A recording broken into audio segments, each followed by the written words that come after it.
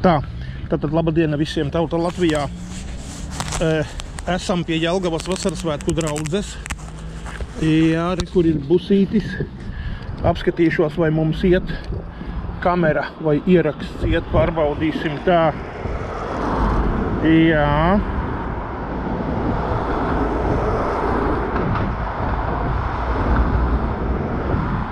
Jā, man rāda, ka kamera iet. Tad esam pie Jelgavas, jā. Puiši meitenes, tad atkal ņemsim ārā savu skaļrunīti, savu čemodāniņu slepeno, jā. Un iesim pie Pentakostiem pasludināt. Pa ceļiem es jums pastāstīšu.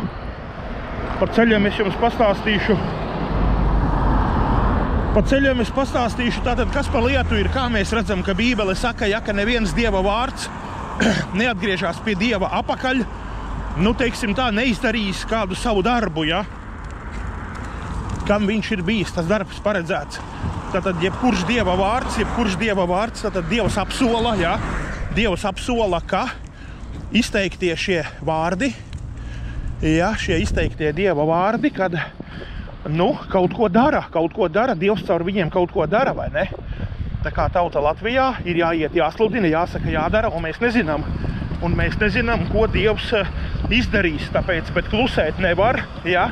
Bībele mums arī saka, ka arī apostols Pāvils sauca vārdos dažādus cilvēkus, kas viņam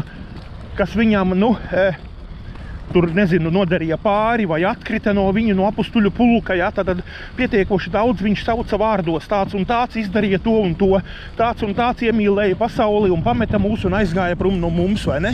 Tā kā puišu meitenes, jā, tāpēc šajā brīdī ir jāsaprot to, ka vārdos drīkst saukt, jānāk ir šeit, jāiet ir runāt, un ziniet, kas ir pats galvenais? Pats galvenais vēl ir tas, kad Bībele saka, lai citi bītos, ja?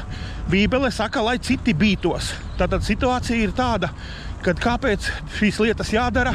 Tāpēc, ka mēs nedrīkstam spēlēt baznīcās. Saprotiet, mēs nedrīkstam spēlēt baznīcās, ja? Mēs nedrīkstam, un ja mēs redzam visas šīs nepareizās lietas, un ja Dievs uzrunā un liek, sirdī, vai sauciet, kā gribiet, ja Dievs liek iet runāt un to parāda kādam, un sūta ir jāiet, tāpēc puišu meitenes, piedodiet, ceļos no rīta, un eju, un daru, un runāju, ja? Ko un kā Dievs tālāk pārvērsīs, nezinu. Tāpēc puišu meitenes situācija tāda, kad esmu klāt, ir jānāk jārunā, jo šie mīl katoļus, šie mīl pasauli, šie mīl katoļus un šie mīl pasauli. Kāpēc šie mīl katoļus un pasauli? Šie